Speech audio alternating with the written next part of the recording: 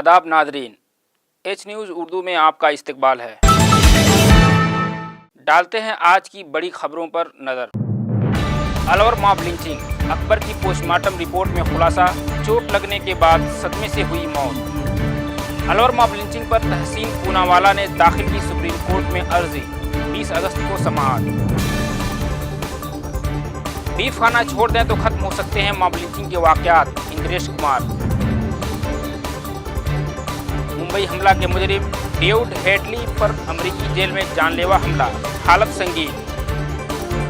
Bihar shelter home मामला, लड़कियों के जिस्म पर मिले जलने कटने के निशान, इस्मत दरी से पहले लगाया जाता था नशा का इंजेक्शन।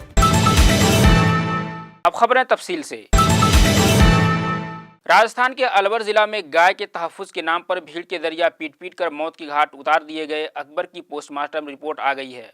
रिपोर्ट के मुताबिक अकबर की मौत ज़्यादा चोट लगने और सदमे में जाने की वजह से हुई।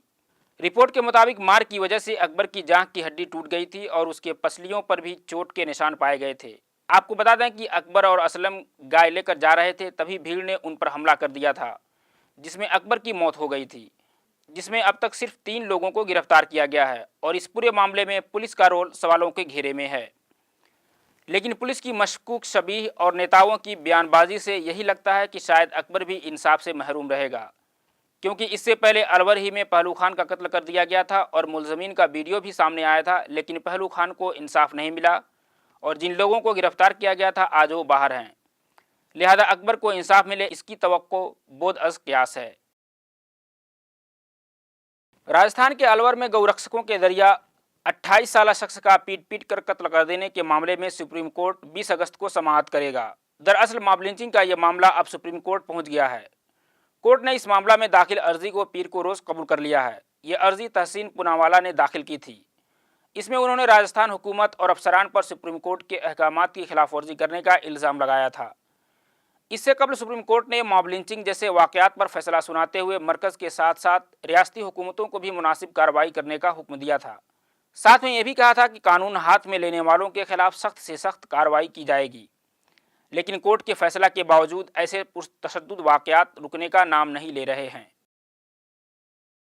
उधर आरएसएस रहनुमा इंद्रेश कुमार का कहना है कि अगर लोग बीफ खाना छोड़ दें तो मॉब लिंचिंग जैसे वाकयात खत्म हो सकते हैं। उन्होंने कहा है कि ऐसे वाकयात से निपटने के लिए लोगों में संस्कार का होना बड़ा रोल अदा कर सकता है। आरएसएस के लीडर का यह बयान अलवर लिंचिंग के कुछ दिन बाद आया है। आरएसएस के रहनुमा ने कहा, मॉब लिंचिंग को दुरुस्त नहीं ठहराया जा सकता, लेकिन अगर लोग बीफ खाना छोड़ दें तो शैतानों के जरिया किए जाने वाले इस तरह के जराइम को रोका जा सकता है। लेकिन इंद्रेश जी से सवाल यह है, अगर ये वाकयात बीफ खाने की वजह से हो रहे हैं तो हुकूमत पूरे मुल्क में स्लाटर हाउस पर पाबंदी क्यों नहीं लगा रही है? आज आपके अपने ही देश में बीफ को लेकर आपके वज़रा के राय अलग अलग हैं। कोई कहता है कि हम अपने सूबे में बीफ की कोई कमी नहीं होने देंगे और कोई कहता है बीफ खाने में कोई हरज नहीं है। और आज तो आलम यह है कि हिंदुस्तान का शुमार दुनिया के टॉप बीफ एक्सपोर्टर्स में होता है। इंद्रेश जी, आपसे मुअद्दबाना अपील है कि आप स्लाटर हाउस बंद करवाने के लिए सरकार पर दबाव बनाएं। जब स्लाटर हाउस ही नहीं रहेंगे तो बीफ खाने वाले खुद खत्म हो जाएंगे। दुनिया के जितने भी धर्म हैं, पंथ हैं, उसके किसी एक धर्म स्थल पर बता दो, किसी एक धर्म में गाय का वध होता, चर्च में होता, मस्जिद में होता, दरगाह में होता, गुरुद्वारे में होता, गंफा में होता, मंदिर में होता, आश्रम में होता, राधा स्वामी निरंकारी में नहीं होता। मुंबई में 26/11 को हुए दहशतगर्दाना हमला के मुजरिम पाकिस्तान निजात अमरीकी शहरी डेविड कोलमैन हेडली पर अमरीकी जेल के अंदर मुबैना तौर पर कैदियों ने हमला कर दिया है। मीडिया रिपोर्टिंग के मुताबिक हेडली की हालत बेहद संगीन बताई जा रही है। हेडली फिलहाल आईसीयू में भर्ती है। हालांकि अमरीकी अफसरान ने इस पर किसी किस्म का तबसरा करने से इनकार कर दिया है।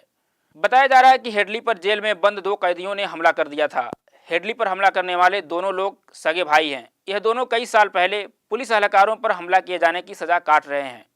रिपोर्ट में कहा गया कि इस हमला में हेडली को संगीन चोटें आई हैं, जिसके बाद से उसे नॉर्थ एवेस्टन अस्पताल में भर्ती करवाया गया है। मुंबई में हुए 26/11 हमलों की साजिश रचने के इल्जाम में हेडली शिकागो की फेडरल जेल में 35 साल की सजा काट रहा है। हालांकि शिकागो में मेट्रोपॉलिटन क्रिस्टल सेंटर ने वाकये के बारे में बताते हुए कहा कि हमारे पास इस शख्स के बारे में कोई इत्तला नहीं है।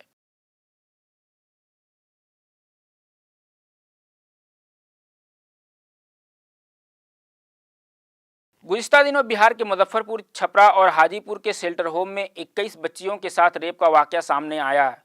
यह पूरा मामला तब रोशनी में आया जब Tata institute of social science की ऑडिट रिपोर्ट सामने आई, जो 31 मई को बिहार हुकूमत को सौंपी गई। इस रिपोर्ट से पता चलता है कि इस शेल्टर होम में छोटी छोटी बच्चियों का इस्तेसाल किया जाता रहा है। TISS की ऑडिट रिपोर्ट के मुताबिक बच्चियों की तिब्बी जांच में उनके जिस्म के कई हिस्सों पर जलने और कटने के निशानात भी मिले हैं। ऑडिट की रिपोर्ट के मुताबिक बच्चियों को हर दिन जिनसी ज्यादती का सामना करना पड़ता था। तिब्बी रिपोर्ट के मुताबिक जिनसी तशद्दुद से पहले लड़कियों को नशा की दवाइयां दी जाती थीं या फिर नशा का इंजेक्शन लगाया जाता था। आपको बता दें कि TISS ने 7 महीनों तक 38 अजला के 110 इदारों का सर्वे किया। इस सर्वे में एक हैरत अंगेज हकीकत यह है कि इस्तेहसाल की शिकार तमाम बच्चियां 18 साल से कम उम्र की हैं। इनमें से अक्सर 13 से 14 साल की उम्र के दरमियान के हैं। इस रिपोर्ट से वाज़ेह तौर पर यह पता चलता है कि मुजफ्फरनगर शेल्टर होम में हुई जिनसी ज़्यादती में चाइल्ड वेलफेयर कमेटी के अराकीन और तंजीम के सरबराह भी बच्चियों के साथ जिनसी इस्तेहसाल में मुलविस थे। RJD लीडर तेजस्वी यादव ने इस पूरे मामले में नीतीश सरकार को आड़े हाथों लिया है और कहा है कि मौजूदा सरकार लड़कियों की तहफ़्फ़ुज़ के मामले में पूरे तरीके से फेल साबित हुई है। उन्होंने मजीद कहा कि जिस आदमी का यह शेल्टर हाउस है उसका नीतीश जी से करीबी ताल्लुक़ है और उन्होंने इस आदमी के लिए प्रचार भी किया था। दरअसल ज़िला में हुकूमत की ज़ेर निगरानी चल रहे अतफाल घर में गड़बड़ी की खबरें रियासती हुकूमत को काफ़ी वक्त से मिल रही थीं। अतफाल घर में रहने वाली बच्चियों ने अपने ही इदारा के लोगों पर जिनसी ज़्यादती और तशद्दुद का इल्ज़ाम लगाया था। इस खबर को पुख्ता करने के लिए हुकूमत ने मुंबई के मारूफ इदारा Tata institute of social sciences को ऑडिट का काम दिया था। 7 माह की तहकीक के बाद इदारा ने 31 मई को हुकूमत को अपनी रिपोर्ट पेश की, जिसमें ये चौंकाने वाले इंकशाफात हुए। मुजफ्फरपुर में इतनी बड़ी घटना हो गई और कोई कार्रवाई नहीं की गई। बच्चियों के साथ लगातार जो गैंग रेप जैसे हादसे हैं, ये शोषण के मामले हैं, ये लगातार आ रहे हैं और ये तो सरकार के करीबी लोग हैं और सरकार इनको दोषियों को बचाने का काम कर रही है। कई अधिकारी, कई ऐसे नेता भी लिप्त हैं जिन्होंने बच्चियों की भी शोषण करने का काम किया था। एकदम जिसका NGO है वो तो नीतीश जी की करीबी रहे, उसके लिए तो प्रचार में भी नीतीश कुमार जी गए।